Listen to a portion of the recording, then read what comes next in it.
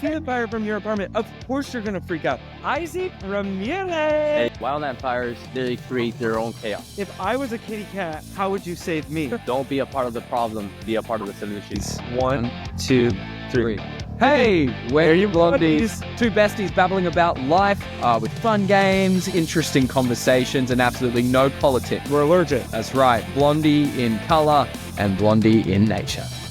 Let's do this thing. Bam. Boom. Obviously, we're not in our homes. Obviously, we How are, is that obvious? because they've never seen this background before. But how do you know that's not our home? Well, we're both away from our homes. I'm telling you, we're a friend of a friend. Well, a friend of Daxton has a place. I'm the friend of the friend. Yeah. My friend has a friend. And so we both left LA to go stay in his place, and we're out here. We wanted to do a podcast while we're here. We have had the craziest technical difficulties. I've been trying to figure out this bloody podcast. I've been setting up microphones, computers, all the 45 minutes. for probably 45 minutes. And guess what? It got to the point where we literally just screw everything else, screw the microphone, screw the platforms, like screw it all. And now we're here. So yes, the audio quality ain't everything it's usually at. The video quality, not everything it usually is. But here we are doing a podcast for you. I'm shaking off my technological frustration. Daxton was hoping I would take a moment, but I'm drinking a nice chill water. So let me have my moment. He's in one. Hi everyone.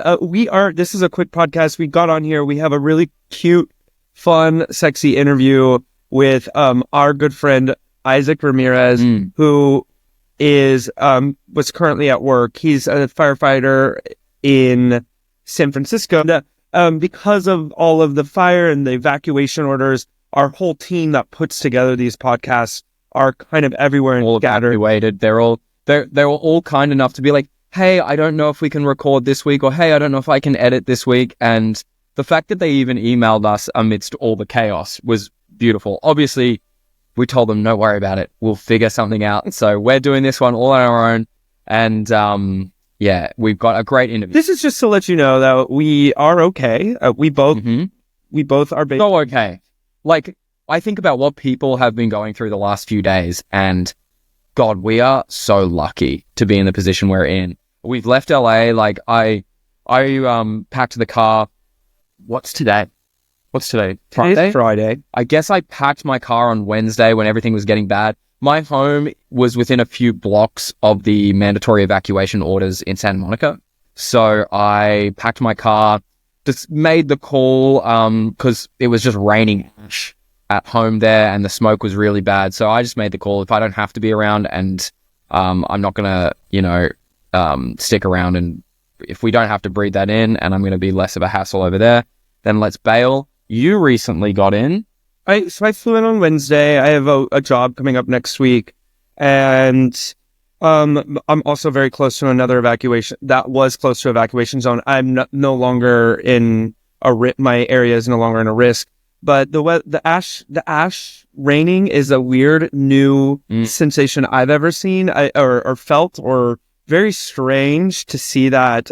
Felt a little like apocalyptic. Yeah, it was in a way. I'm lucky enough to have friends that live in Palm Springs that have opened their homes. There are a lot of people in LA opening their homes to people in the midst of LA, like that live in close to these fires. So we both fall. A bunch of us have fallen into that realm of having a group of friends that we all stick together. So this is a nice reminder to just give your friends a hug, tell them hi, you love them.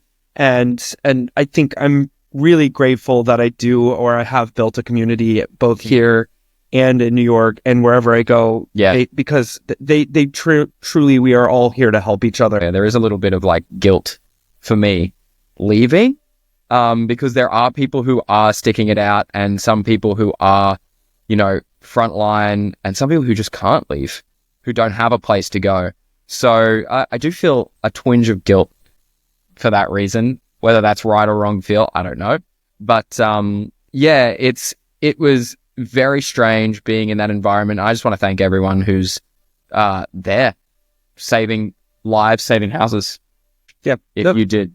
What happened in LA is like crazy, sad, scary, and we're all going through it. It's going to be something that everyone will continue to probably deal with for the next couple years. It's next decade. It's going to be believe how long it'll take to rebuild this. Like, I can't even begin to comprehend. It's terribly sad, and but with sadness comes resilience, and with resilience comes moving forward, and with moving forward comes becoming stronger.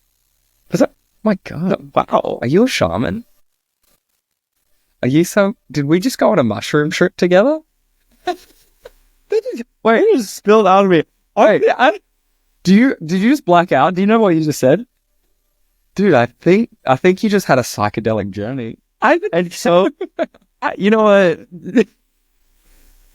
I can just see your aura just floating above us for a second there, like spilling wisdom, vomiting out wisdom into us. Hayden's got a new drag name though, Miss Stressa. Miss Stressa. He was a stress. I was stressed. I want to Stress Kesa. Well, here's why I was stressed, because I want to bring you guys high quality material. Okay? I couldn't make it happen.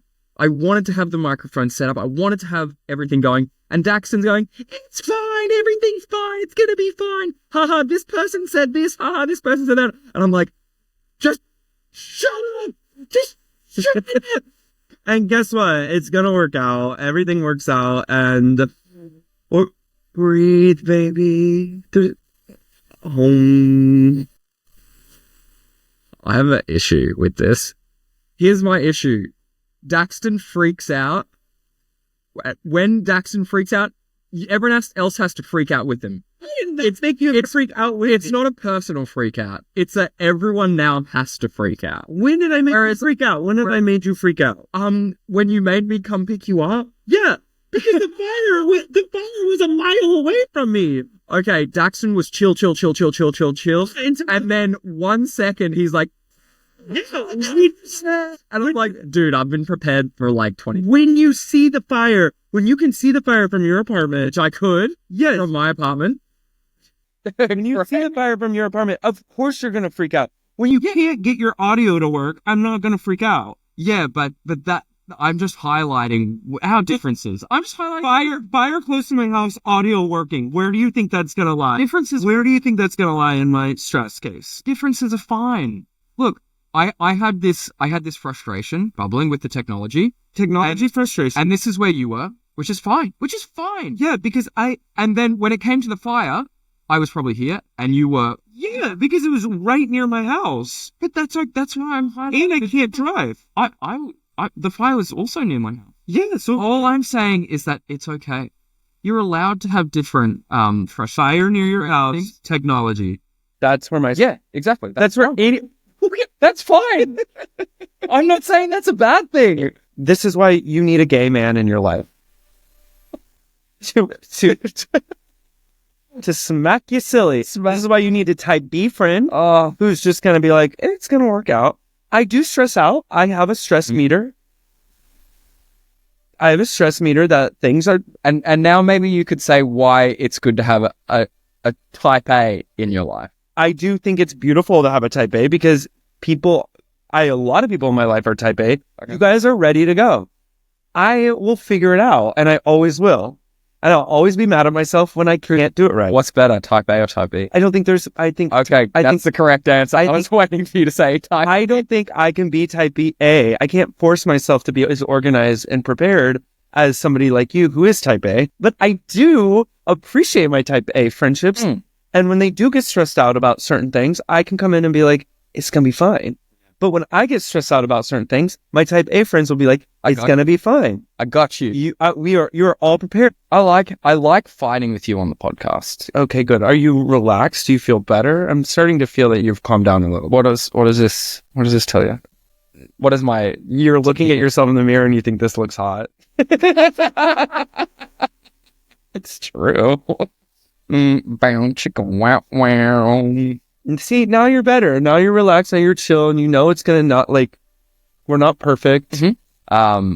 I'm in a space where I can hear that. Yeah, before it just made me more mad at you. I still love this Blondie over here, believe it or not. Reciprocate. I still love you, but I still can't believe you compared technological stress versus fire stress. I didn't compare. It was different. On my measurements, it wasn't comparable. It was different. Technological stress, fire stress. That's not comparable. If I went this, technological stress, fire stress, that would be... That's how you've made it seem. No! I know. I'm going around in circles. This is a what is it called? A flaw? An issue? No, it's a flaw. I just like to make sure things are in a circle just to really wind it up, wrap it up, tie it in a bow. All right, we are back with our guest, and we don't have a lot of time with him because he is at work, but we thought it would be such a great time to get him on here. So, welcome to the Blondies podcast, Isaac Ramirez. Hey. Did you like how you called the R's, Isaac? Isaac very good. Ramirez. Me gusta mucho. Was that right? Was it? Yes. What do you think I'll get as me? 100% for sure. So we see the fire truck behind you. You are currently where? Give us your spiel. Where are you at? Okay, so I'm in the Bay Area right now, working on truck 1. This is the truck that I work on for most of the time. You drive it, or I've driven the front. This is the front, but there's a back side of this. So it's the very, very long trucks where there's like a cockpit in the back and you control the back wheels. That's what I drive most of the time. But I'll drive the front every once in a while. So you prefer the back than the front? Yes, I do. I do. Again, this Blondie all excited. I know. So, Isaac, I also saw that you were in LA for a tiny little period there while these fires were happening up in the Palisades and the Eaton fire and whatnot. Obviously, you put your name forward to volunteer to help out there. Yep. They obviously have like a bunch of people also putting their names forward, and they pick and choose who they're going to ask to help out. So you've gone back to San Francisco to help out with the fires there. Correct. Yeah. So there's a process to getting on a strike team for us. We can't just grab our gear and head to the fire to help. That's not how it works. Because we have to have command, right? There's the people that we have to respond, and we literally have like a whole crew and a team meant for that. So in order for us to head on over there, we have to come to the bay first, get all our equipment, everything that we're going to need, get one of the rigs, whether it's most of the time it's going to be an engine or a type 3 engine, which is a wildland rig, and everybody packs up and we all drive together with the rig. So we can't just show up there personnel without a rig, because that's what carries the water, that's what carries the hoses. That's what we need to put out the fires out there. So if I just show up myself, I don't know who I'm going to be working under, you know? I don't know, like, what's my job. I need somebody to tell me, hey, this is where I want you. This is what I want your crew to do. So you just can't show up. I wish I could. All my heart wanted to do is just go straight there. This is what we do. This is what we train for, you know? Yeah. But I'm sure a lot of people would love to be able to, like, a lot of other fire love to come and help, but there is a process. Yeah. Yes, there is a process. Like, if we, like, two of us who are not firefighters don't want to go near the fires, what can we do as civilians to in this time, like, or during, like, if something is crazy, what can we do to help? That means, how can we help financially? How can we help if we don't have a lot of funds to help? What can we do as just like regular cute blondes? For sure. I mean, there's always something to do, but I would say start by listening to the law enforcement and the firefighters. Start there. If they say they don't want you around, there's a reason for that. I think most people, they want to help, which is great. It's amazing to see. I think everybody's coming together for that. But in my personal opinion, firefighters, we need our space. We are there to work. We are there to put in the time. We are there to put in the effort. We're willing to risk anything that we have to do to make sure that we mitigate this situation. So I always tell people, don't be a part of the problem, be a part of the solution. So if we tell you to stay away because we need the time, we need the space, and we need to do our job. For the most part, when it comes to like food, water, I've seen a lot of people message me on Instagram, on TikTok, and asking me if we can bring you guys supplies. Most departments will provide that. So that's not the biggest worry. Firefighters should be fed, should be taken care of. They should have all the water, all the food that they need. There's a lot of people that are going to be giving water, food, all that great stuff, which we appreciate it all. But the biggest thing for us is we're sleep deprived. People are not sleeping. That's the hardest part because we don't have the personnel to fight a fire this big. We're going to be tired. We're going to be exhausted on the line, which then leads to danger in the fire ground, especially in fires like this. You mentioned how big these fires were, the scale of the fires, and obviously in LA right now, there's multiple massive fires happening. Can you give people kind of a sense about how catastrophic, how enormous these fires are compared to what you've seen in the day-to-day job? So these are very different fires. Wildland fires, they create their own chaos, to be honest. They create their own noises, their own sounds, their own wind effects. It's just crazy. It's nothing like a house fire because of how much fuel and the topography and the urban interface. It's so different.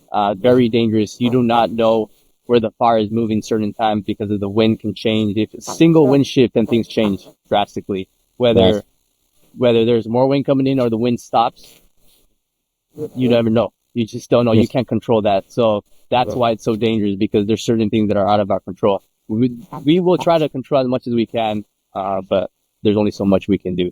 So definitely, that's why I say, listen to the law enforcement, listen to the firefighters, because they know. So when you're on the front line, I'm sure you've been on a couple of these front lines where you're like fighting fires. What's going through your head? Like, I'm just always like curious, like you're like there, you're like, is it really hot underneath like, are you sweating a lot? Like, and then like, oh, you have to go. Okay, that's it. I think I gotta go. Love you. Safety. Yes, I gotta go. All right. I'll talk to you guys later. We'll try to hop on the next one. We're going to get you back on here another time. Right. So thank you for sharing. Will do. Be safe. Stay safe. Bye. Bye-bye. Whoa! And he's back. And we have Isaac. I'm back. Okay, so are we allowed to ask, like, what? I can't say. No, I can't say. Yeah. HIPAA. HIPAA. That's right. Is that like a HIPAA, or is there like a... It's a HIPAA, yeah. Patient confidentiality. Did you save a cat? What if you saved a cat? I can't tell you. He can't say. If I was a kitty cat, how would you save me? That's my next question. I'll throw the ladder towards you, and I'll be like, grab on. How big is that ladder? As big as you want it. Yeah. Good answer. Always making me blush. Good answer. That was the $1 million answer. I did. That's right. Right before you got off. Thank you for jumping back on. I really appreciate it. Yeah. Did you? So my question was, how did you, like, when you're on the front line of a fire or like, fighting it? First of all, those got to be hot. Like, you got to be sweating. For sure. Yeah. And It's the radiant heat. What's in your head and what's your body doing? Well, it's what we train to do, so it's like, it's normal. It's a normal day for us. Okay. Sometimes you'll see crazy things like cars. I don't know if I'm allowed to say, like, animals, burning up, like things like this. But the people need to know, like, we see some crazy stuff. Like, it's not just vehicles, it's not just houses. You got dogs, you got cats, you got deers, you got animals all over the place. So it's very, very traumatic at times for people, especially like us. So we deal with certain things, but we signed up for it, so we're ready for that. Obviously, we have people. Do y'all have like a psychiatrist or a therapist on at all times? Yeah, we have critical incident stress management debriefings every once in a while, especially for big things. When we have situation where it's very traumatic, we'll come together as a crew and just talk about it, just to make sure everybody's okay. So same thing with this. A lot of people will have that opportunity to do that. What's the longest you've gone without sleep while fighting a fire? I'd say probably about 28 hours. Yes. Wow. And then how many hours did you sleep after? Probably 4, because you can't really sleep as much, especially being still at work. So 28 hours I'd say has been my max, and just sleeping for 4 hours after that to finish the shift. I feel like with your squad or your crew, I guess, I don't know how you reference it, but maybe your crew, you guys would get really close. You work together in these life and death situations. You have potentially some traumatic experiences together, and you live together for so long. Does this bond you guys in a real special way? For sure. Absolutely. I'd say it's like a family. That's the biggest thing, you know, because you spend time together, you see certain things that people will never even see, especially seeing them with your crew. It definitely brings you tight. I think the biggest thing with my crew is like the more we experience together, like the more vehicle accidents, the more fires we have together, we see different sides to each other, and it brings us definitely closer. Sides that you wouldn't see normally because you're put in a very difficult situation, very stressful situation, very like life challenging, life threatening situation. So you see a lot of character in these people and in everybody, and you see your real true self comes out in those moments, and just being able to be around people that you trust in those moments, that's huge. So it definitely takes it to a whole different level when it comes to the trust and the family and just the camaraderie that we have. That's really cool and really special. Yeah, we didn't really get to, for our listeners that don't know that we were all on a show together. Yeah. We got to meet Isaac on the show, and Isaac and I obviously didn't get. I left the day after Isaac, so we've really only gotten to get to know Isaac off camera, which has been really special because he also lives part-time in LA, and I just really think it's the more I get to know you offset, the more like I see that camaraderie that you have with everybody you meet. Like your heart and soul for anybody, no matter where we're at. You're always down to go do something. You're always like, nope, come to this party, come do this. I'm like, it is at 1 a.m. I don't know. You're like, we're gonna, like, you are the good time man. You're always positive, and to have that. I'm sad you and I didn't really get to experience that and set. But I'm lucky that we do live in the same city or part-time in the same city, that we've gotten to have some time together and really get to know this side of you, because I don't think the world got to know enough of this side. No, not really. No, but they'll get their opportunity. You know, is your sexy pics and that Instagram views that gets us all. Gets us. We got a lot of questions, mate. Like, we got a lot of questions. I was gonna ask half these questions, but now I can pin it on all these ladies. That's true. That's just true. Very true. That's a good idea. Are you okay with us asking some fun? Yeah, Bomb. Let's do it right now. Let's go. Okay, you don't have to. You don't. Of course, we can cut anything. So For sure. Yeah, I'm not worried about that. And of course, you do whatever you want. Yeah. Okay. Okay. This came up like 20 times. Okay. And honestly, this is not a question I had. So this is one of the questions. Are you single? Yes, I'm single. Okay. Are you single and ready to mingle? Are you single just to mingle? Like, are we dating around? Are we? So I'm single because I'm really focused on what I really want to achieve in my life right now. And I think I've achieved a lot so far, but my next step is really landing a big role, like I told you guys, in the acting world. So I've been focusing on a lot of that, spending all my time, all my effort, everything that I have into that. So I'd rather do that than spend it on somebody. I know it's a little bit selfish, but I think that's what I feel I need to do right now. I need to focus on my career. I need to build myself the way I want to build myself. And I think once I'm able to do that, then I will be, I feel ready already if I wanted to have somebody, but it just doesn't feel right to me right now. I want to really build something for myself and be proud of that I built it, before I can give that up with somebody else. So I think just waiting. I'm going to say that's not selfish. I'm going to be up to bat for you. I think that you're setting boundaries for yourself. That. And, when the right blonde, it's hard. Short hair, maybe a little stretch comes around. Maybe, maybe you're into like this polyamorous thing. I'll take good care of you, and this person will take good care of you. You hitting on our guest. That's all good. It happens. Every time I see Isaac, I probably hit on him like 10 times. 10 times. I hit on Isaac at least 5 times the time I see him. Yeah, well, I'm used to it. It's all good. As you should. Look.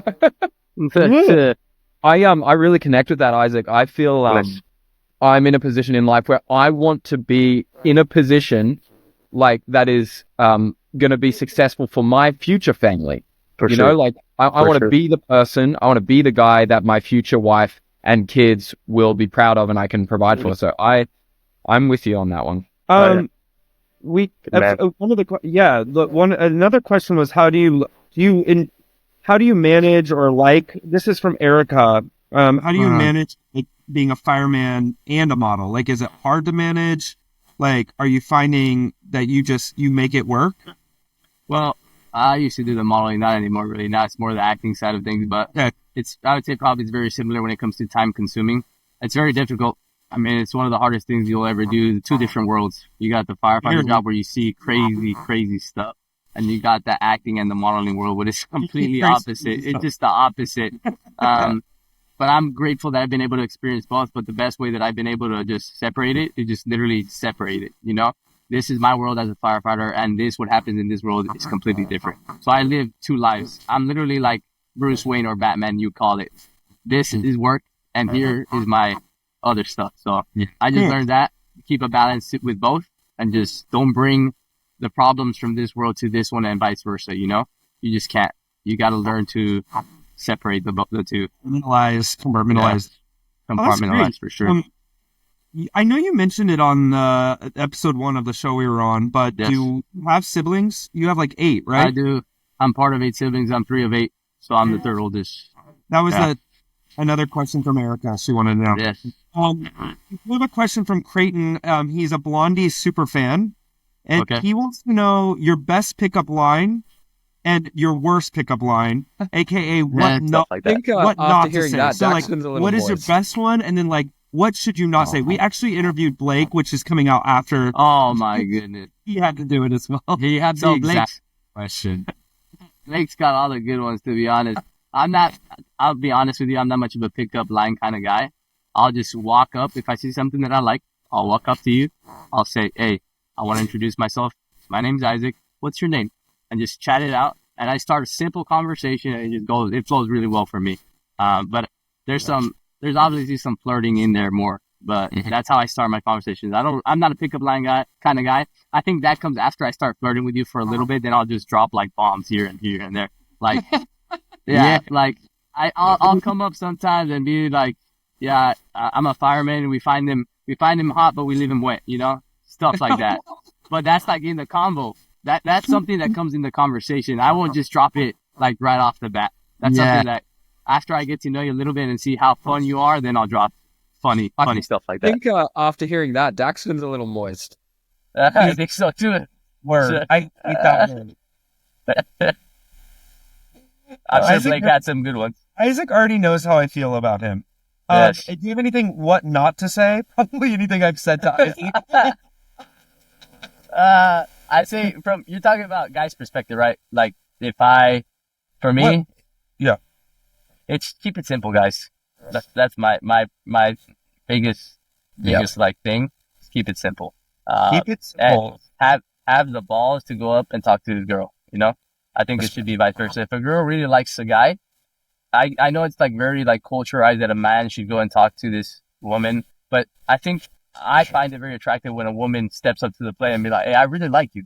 I want to get to know you." There's nothing wrong with that. Obviously, it's more of a guy's thing to do, but I respect that a lot. I find that very attractive. If you were gay, would you want the guy to come up to you, or do you want to come up to the guy? If I were gay, I'd say probably. I personally would probably be the one talking. Okay. I'd be the one coming up and talking. But I could accept either too. Same. I think it goes both ways. You know, if I'm gay and I want somebody, if they come up to me, I'd be like, "Damn, that's hot." You know. So I feel right. That's some pointers for you, Dax. You can go up to David. Absolutely. And then from Al44, these are some like good questions. Beautiful. Here's a quick question. Where do you see yourself in 10 years? I love 10 that question. years doing everything that I'm doing, but on a whole different level. So just whole different, like higher level. I've already achieved a lot in my life. I want to achieve much more. So that's going to take a lot of hard work, a lot of dedication, persistence, all that stuff, but taking it to the next level. Especially in the acting world, because we were talking that's huge. the other day, a couple of weeks ago, I guess, about your aspirations of even making films, dude. Like, you've got a massive future ahead, and if you can help create and produce films as well, like For that's sure, one day. on top of acting as well. Yeah. So, Yes. One day, hopefully. Boxers or briefs? Briefs. Boxer Okay. briefs. All right, Right? let me read that one. Boxers or commando? Briefs, if I'm on a day-to-day basis, commando is probably like worst case scenario, you know? Where do you sleep in boxers, briefs, or commando? Boxer briefs. Okay. Why whiskey? I love the whiskey, man. It keeps me tame. It tames me. Tequila makes me go crazy. It gets my Latin side out. So it's that like spice. Tequila. yeah. Tequila makes me flirt even more. You hear that? You hear that, everyone? Bad, Give him bad. some No bueno. tequila. We've got some questions just coming in. What are your favorite songs to play on your guitar? Favorite songs to play, I'd say country music. So right now it's Beautiful Crazy by Luke Combs. Homesick, Kane Brown are probably some of my top two right now. That was from Sam Watermelon On Instagram. Okay. on Instagram. And then another one from, I don't want to pronounce your name wrong, so I'm going to let Hayden say it. First name, Kahiwa. Kahiwahia? Okay. Aloha? Hawaiian. Okay, Hawaiian probably. All right. I think so. What are a few of your favorite things? So A few of my favorite things. It's a very broad question. okay, if you could I take know. things to a deserted island, what would they be? 3 things to a deserted island. My phone, because I need to make money somehow. And I think social media makes some money off of that. I'd say probably something to work out with. So some kind of like workout, like a weight or dumbbell, something like that, so I can keep sane somehow. Body. Whole gym. Yeah. With That you? would be ideal. A whole gym. If I can bring a whole gym, that's perfect. I could survive the rest of my life out there. And then I think maybe like an actual like knife or a tool to have to protect myself. Practical. Yeah, I'll be good with that. Hell yeah. I miss you. I just thought this was coming out of my thoughts. I miss you guys too. I miss you. But I do miss you, and I want to I want to go to one of Yeah, we need to get together, do something. party with you in February and March. Like I want to. Let's go. It's so funny. He wants to party. I want to work out with you. Oh, Like that's no, because I was out with Ezra, and y'all are weaklings. what? Ezra weakling. Ezra is freaking Jack. jacked, bro. Yeah, but y'all weak. No. Whatever. I don't know about that one. My thoughts. I think you're weak too. Okay, that's fair. Only one way to prove you wrong. Let's go. Meanwhile, he's in a firefighter. I know. You're gonna call that man. Why wouldn't you want to party with Isaac? I don't want to work out with I'm him. not good at partying. I don't really party. I'm not. Jack. I'm not. You work out with him. I don't party either, but I'll go party with Isaac. I would party. We'll get you into the swing of things. Don't worry. Thank Well, you. I do miss you. I'm so happy you came on Miss this. you guys too. Yeah, I just Thank want to thank you for all the work you're doing, and everyone For sure. in your crew and all the firefighters that are still battling in LA. Obviously, man, thank you so much. Like it must be such a difficult job, and you've highlighted some things today that I didn't even know existed with the work. So everyone's really appreciative of the work you guys do, and this is the time. Like we all already are appreciative, but it takes a disaster and a catastrophe like this for people. Unfortunately, yeah. Fortunately, yeah. And so I'm glad we could have you on and just highlight a small piece. I still have so many firefighting questions, but I don't want this For sure. too long. You know, I'd say that actually brings a good point. And before I forget, is I think with all this that's happening, you know, like you were saying, it's very unfortunate that people have to experience something like this to really realize like the amount of work people put in for something like this. But that's a great opportunity for everybody, every civilian out there to educate yourself in what firefighters, law enforcement, the whole emergency response system does. Like, what are they really about? Like, what do we do? Like, go to your local firehouse. It's open for anybody. Talk to them. Talk to the firefighters. Talk to the law enforcement. Get familiar. Like, hey, what do we do if this happens or this? What should we be doing? Like, prepare yourself. Don't just live your normal lives and without understanding that you can make things better. You know, I think that's the problem with the public and most of us is that we don't really realize what people actually do because we don't educate ourselves. We don't ask. Go to your local firehouse, learn about what we do, and it's going to make you better. And not only you, but your whole community. You might be able to save or make something better, you know? And That's on what that, it's about. people who now are inspired to maybe become a firefighter or a volunteer in some way, what would you say to these people they will get out personally of being a firefighter? What have you gained as an individual on a personal level of being a firefighter, and people who are now inspired to go and follow that route? So when I started, I always had, when I interviewed, I answered the same question. They asked me, why do you want to be a firefighter? I told them I have many reasons, but here are a couple of reasons that I can talk right now. And first is physically and mentally challenging. If you want to challenge yourself, best job to do that. If you want a rewarding career, great career. Both, like, you're going to be able to support your family if you have a family, but you're also going to be able to change people's lives. And my last one that I always tell them, which is one of my most important ones, is that you actually make a true difference in people's lives. And that's what it's about. Because at the end of my life, if I die, what's the purpose, you know? At least I could say that I've actually helped people. I've actually made a difference in this world already.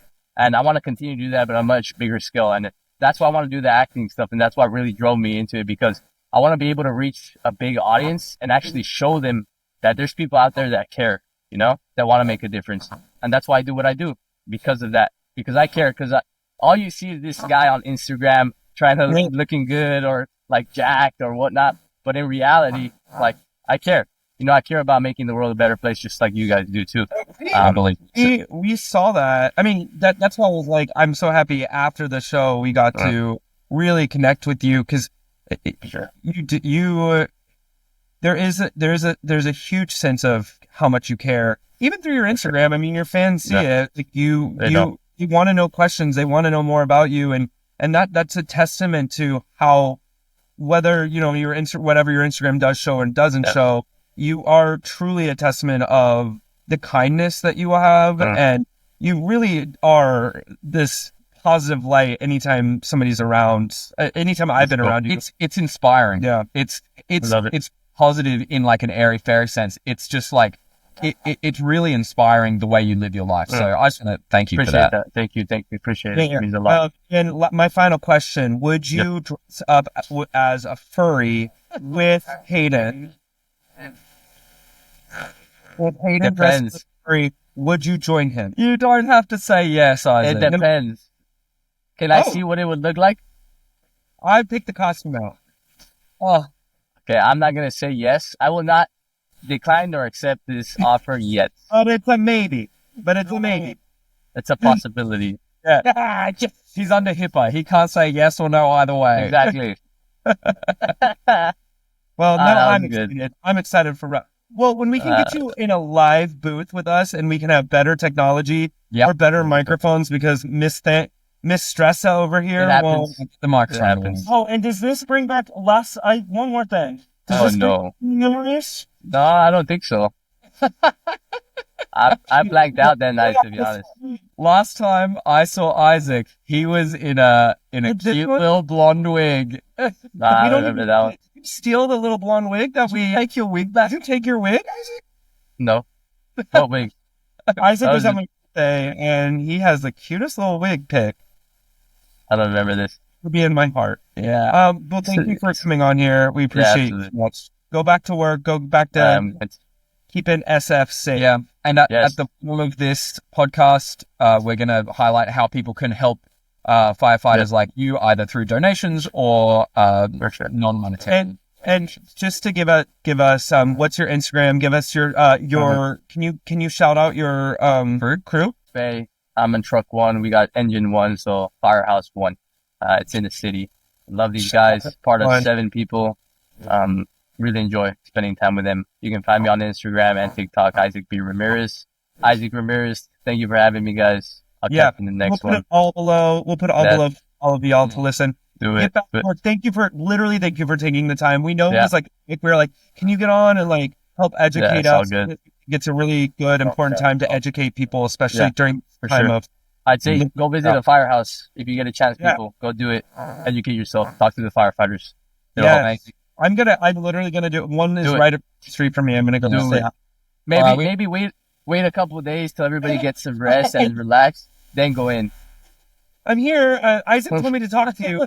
So don't do that. Isaac, thanks. See you. Good. Yeah. Good night. No worries. Thank you for tuning in. Please stay safe out there. And thank you to everyone who's putting their lives on the line to help out, and everyone who's volunteering their time, and anyone who's donating. You can always find us on Instagram, Spotify, Odyssey, Apple Podcasts, YouTube, and Patreon. If you want to subscribe to keep this podcast moving, go on to Patreon. Thank you to our producers, TJ and Holly, and everybody that helps make this podcast doable. Because as you can see, it is really hard. It's hard doing it on your. It's hard to do it on your own, especially when you're technologically inept. And we have a wonderful team. They're all based in LA, so you can give us some grace on this podcast that they are all safe. Everybody that works on our team is safe. Our friends are safe. We are safe, and we wish you all only love, joy, and happiness moving forward this year. And we're sending out literally all that love. Thank you guys, and thanks for listening to Blondies Out Loud.